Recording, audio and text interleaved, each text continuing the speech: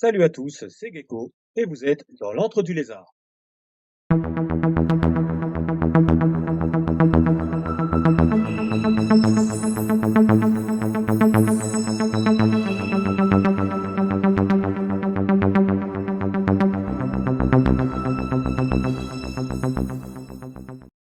Alors aujourd'hui avec vous, je vais sortir presque ou pas du placard le jeu Star Wars Assaut sur l'Empire.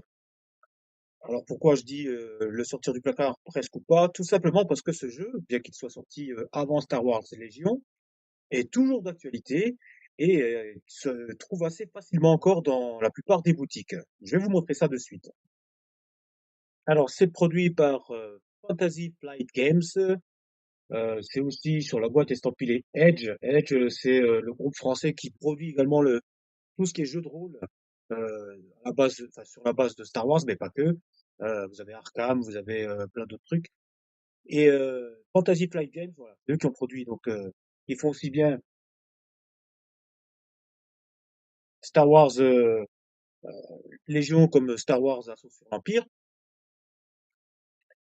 Et là, sur la page d'accueil donc de Fantasy Flight Games, vous avez la possibilité toujours d'acheter donc Assaut sur l'Empire. Alors bien sûr, le site est en anglais.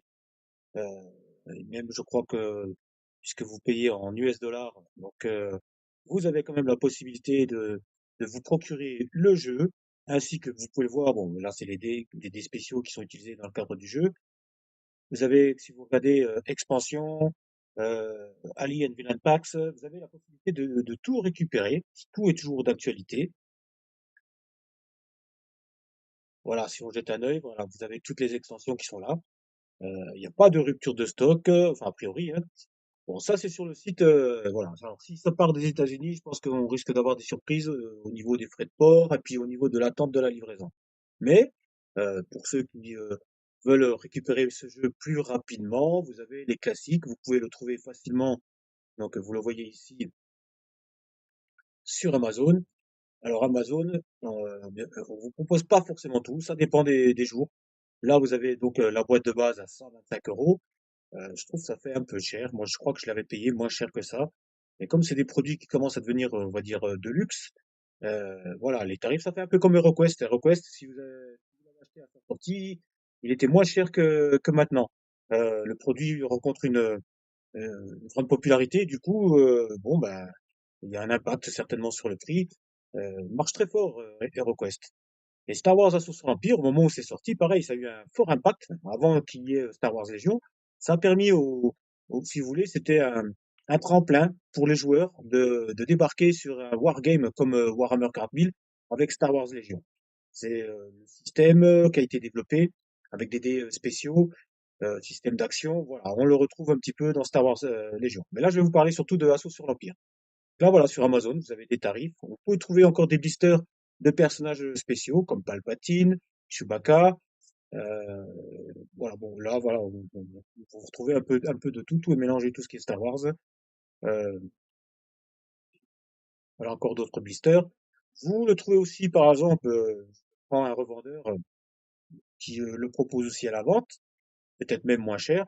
Là, on est sur Iber, je crois. Voilà. Donc là, vous l'avez, la boîte de base, elle a 91,95 €. Voilà, c'est beaucoup moins cher.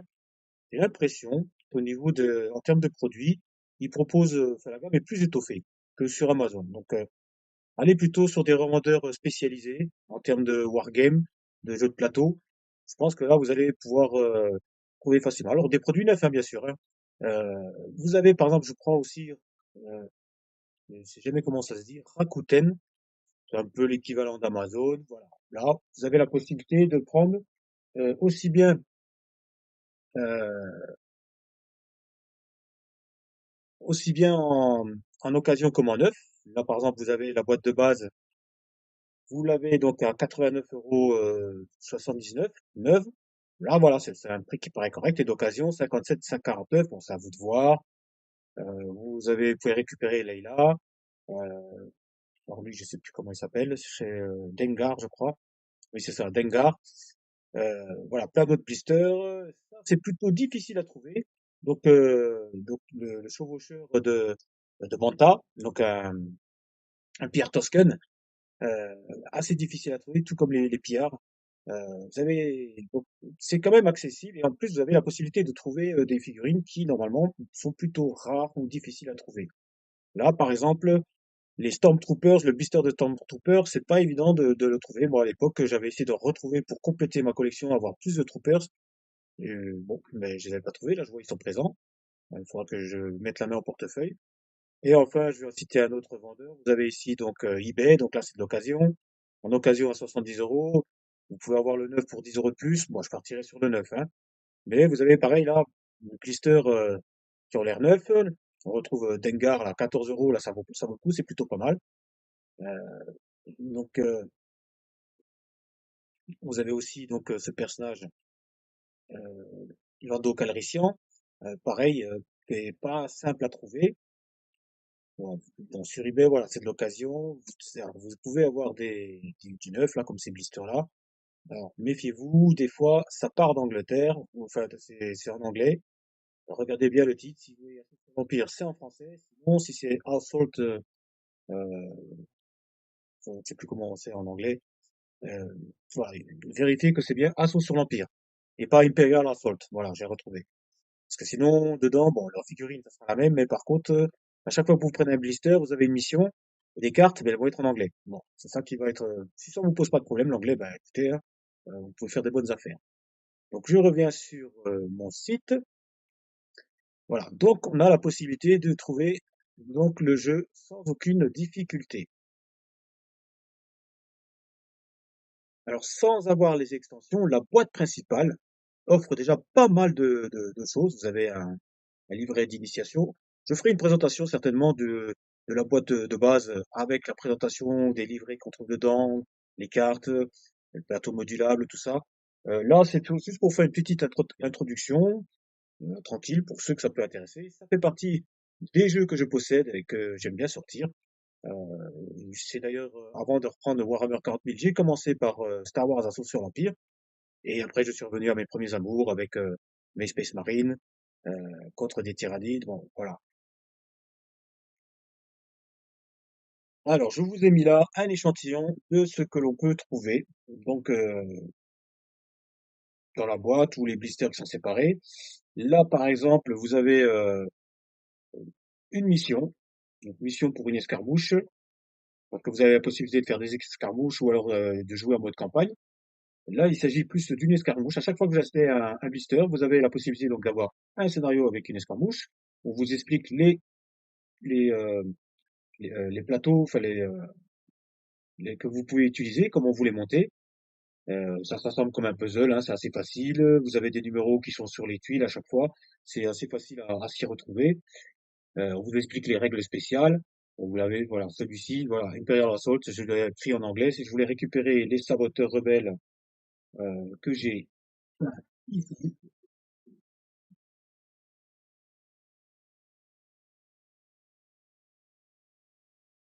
voilà. Donc je voulais absolument ces figurines qui sont en token dans la boîte de base. Et alors, savoir que les boîtes d'extension, souvent on vous propose quelques figurines et vous avez des petits tokens, notamment pour les personnages, pour vous inciter à acheter les personnages à part, ou alors quelques figurines comme les saboteurs rebelles, que vous êtes, si vous voulez avoir les figurines, si vous êtes des puristes, ben voilà, il va falloir vous les acheter séparément. Donc voilà un petit peu donc le genre de scénario. À chaque fois, vous avez un deuxième. Donc celui-ci qui peut faire l'objet également, qui peut être se trouver, si je me rappelle bien, donc en mode campagne avec les autons rebelles. Enfin, disons que vous voyez, la présentation de la page est vraiment différente. On a des events et là donc un autre, une autre map. Donc ça, c'est un exemple de scénario. Vous avez donc là le guide de campagne. Là, on vous explique vraiment comment jouer en mode campagne. Voilà. Donc, c'est des scénarios que vous allez jouer les uns à la suite des autres.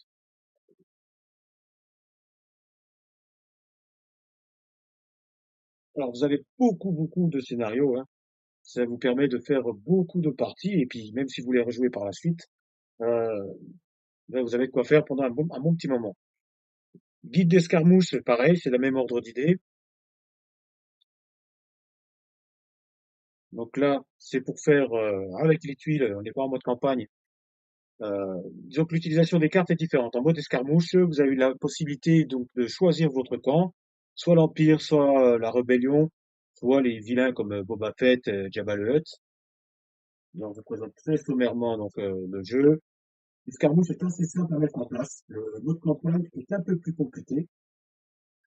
En mode campagne, vous avez des héros qui sont plus de la Rébellion.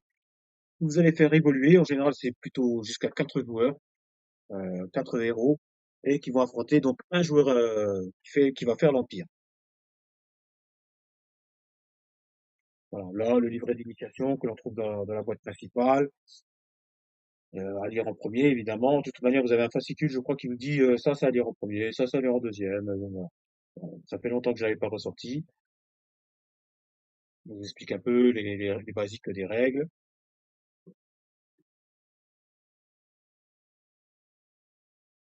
Alors là, je vais vous présenter un petit échantillon de figurines que j'ai dans ma collection. J'ai peintes, certaines qui ne sont pas peintes, comme ici, là. Donc, les troopers de choc, troopers avec jetpack, un autre qui est monté sur un dewback. Des figurines, vous avez par exemple ici donc un joli Wampa. Derrière, vous pouvez voir des pierres Tusken avec mon petit TG88, figurine que j'apprécie énormément dans le jeu. Les classiques Obi-Wan ainsi que Dark Vador. Donc alors Obi-Wan, je l'ai pas peint avec les cheveux blancs, j'ai préféré le faire quand il était jeune. Voilà, c'est un choix particulier. Les troopers, alors j'en ai beaucoup. Vous avez des troopers classiques, vous avez des troopers avec des armes lourdes, ou alors voilà, des espèces d'artilleurs ici. Mes saboteurs rebelles, je vous disais. Ici, vous avez les classiques soldats de la rébellion. Un drone derrière, mes petits Jawas. Alors, j'ai eu du mal à les trouver, mais j'ai réussi à les avoir. Je crois que alors, je ne pouvais pas jouer à Star Wars sans avoir des Wookiees. Ça, c'était impossible. Celui-ci est un personnage que vous avez dans la boîte de base.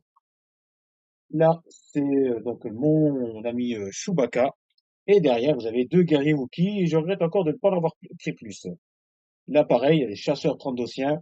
Euh, il me les fallait aussi absolument. Voilà. Donc, j'ai une belle collection. J'ai pratiquement toutes les extensions et pratiquement tous les blisters qui existent. J'ai occulté toute la partie Star Wars, enfin de la série animée Star Wars Rebelle. Donc, voilà, ça, donc l'extension sur l'OTAN, bon, ça m'intéressait pas trop, j'ai pas voulu y aller. Après, bon, il me manque quand même quelques-unes des figurines. Là, vous ne pouvez pas voir, j'ai pas les véhicules. Donc voilà un petit peu. Bon, j'en ai beaucoup d'autres. Euh, j'ai pris beaucoup de plaisir à les peindre. J'ai pris du temps. Bon, il m'en manque encore plein à peindre, hein.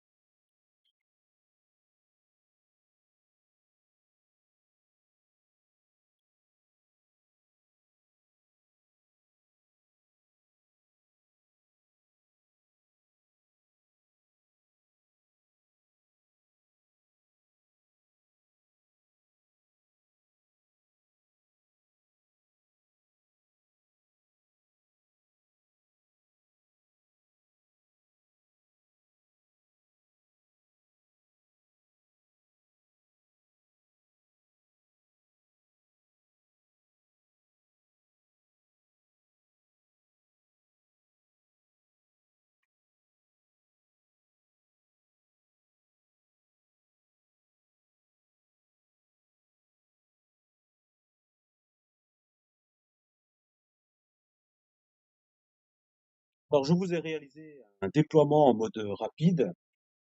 Globalement, en général, les maps, quand vous avez assemblé les tuiles, euh, tiennent sur la taille d'un calendrier.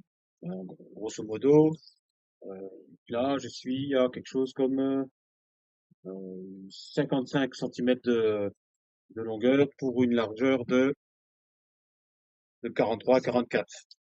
Donc ça vous donne une idée, mais en général, voilà, vous prenez, si vous avez un vieux calendrier, des fois vous récupérez au travail ou qu'on peut acheter en commerce, la map en général tient dessus. Sinon, vous fabriquez euh, avec du carton, quelque chose comme ça. On doit être quelque chose, ça doit être du format A3, quelque chose comme ça. Et là, donc, je vous ai, bon, donc j'ai repris l'exemple que j'avais pris donc de la map que j'ai reçue avec les rebelles saboteurs. Je l'ai assemblé. Vous avez là ici donc les terminaux. Il y en a un ici, un ici. Donc ces terminaux permettent, dans le cadre du mode escarmouche, parce que là je vous ai présenté un mode escarmouche, de récupérer une carte de commandement supplémentaire. Et ça, ce sont les pions objectifs, donc qui correspondent aux missions. Ici mission B, B et B, et là c'est mission A. Donc ces missions, elles vous sont résumées donc sur la map ici. Donc Hazardous Materials Breakfast. Donc bon, j'ai eu les cartes en anglais parce que je n'avais pas réussi à avoir les saboteurs en français euh, à l'époque. Hein. Aujourd'hui, peut-être ils sont disponibles assez facilement. Mais en général, les missions sont mieux expliquées sur les cartes de mission qui y correspondent, donc qui sont celles-ci. Voilà. Et là, en général, vous avez beaucoup plus de détails, c'est beaucoup plus compréhensible. À chaque fois, alors en général, quand vous faites une escarmouche, ben, vous avez deux missions que vous pouvez réaliser. Vous choisissez celle que vous voulez faire, la A ou la B, vous vous mettez d'accord avec votre adversaire. Vous avez sur votre map, bien sûr, les zones de déploiement qui sont colorées ici en bleu et en rouge pour vous dire, voilà, il y en a un qui se met ici, un qui se met ici. Donc c'est le joueur qui a l'initiative qui va choisir sa zone de déploiement et qui va commencer à se déployer. Ensuite, l'adversaire va se déployer dans l'autre zone. Voilà, je vous ai fait une petite présentation sommaire avec des figurines peintes, donc Dark Vador avec gardes rouges et deux unités de Stormtroopers. Pour les rebelles, donc j'ai Obi-Wan, Chewbacca, deux saboteurs rebelles, des soldats rebelles et nos fameux R2D2 et C3PO qui sont là. Voilà. Les cartes qui correspondent sont ici, donc celle-ci pour les rebelles. En escarmouche, vous devez avoir jusqu'à 40 points de déployer en carte. Donc là, il suffit d'additionner les points que vous avez en haut. Là, je suis à 38, quelque chose comme ça. Pour les impériaux, c'est pareil. Voilà. Euh, vous avez les cartes qui sont ici. Donc, suivant les figurines que vous prenez, vous allez avoir peut-être plus ou moins de points. Hein. Dark Vador fait 18 points. Chewbacca, il est pas loin aussi. Je crois il est en fort, là. Alors qu'il y a des Stormtroopers, des soldats, voilà. Vous avez pour 6 points. Bon. En général, vous avez ça. Et vous avez, chaque joueur va avoir son lot de cartes de commandement qui va jouer dans la partie jusqu'à 15 points et 15 cartes de commandement. Voilà, là, cette table est prête pour vous faire une partie. Alors, c'était juste pour vous montrer. Cette vidéo, je l'ai faite surtout pour faire une mise en bouche, une présentation sommaire du jeu Star Wars Assaut sur l'Empire. Je réaliserai certainement une vidéo pour expliquer en détail les règles d'escarmouche dans un premier temps, et plus tard le mode campagne. Bon, je vais bien les séparer parce que il vaut mieux assimiler déjà le mode escarmouche, qui est très facile à mettre en place, et ensuite développer le mode campagne qui est un peu plus complexe que le mode escarmouche. Vous avez beaucoup de cartes, beaucoup de jetons, donc ça fait beaucoup de choses à assimiler. Vaut mieux y aller doucement. Donc j'espère que cette vidéo vous a plu. N'hésitez pas à laisser des commentaires ou à cliquer sur la tête de lézard qui apparaît en bas à droite de votre écran pour vous abonner. Dites-moi quel style de vidéo vous aimeriez voir sur Star Wars Ascension sur l'Empire. Sûrement, je réaliserai des rapports d'escarmouche en utilisant donc les différentes cartes pour que vous puissiez avoir un aperçu de ce qui peut être fait et voir la mise en situation des règles. Parce que des fois, en les lisant, on comprend, mais c'est quand on les joue qu'on va se rendre compte de certaines choses. Donc, sûrement, je ferai des short vidéos pour expliquer quelques trucs qui sont sympathiques, qu'il vaut mieux connaître avant de se lancer donc dans une partie. En attendant, je vous dis ciao ciao et à bientôt.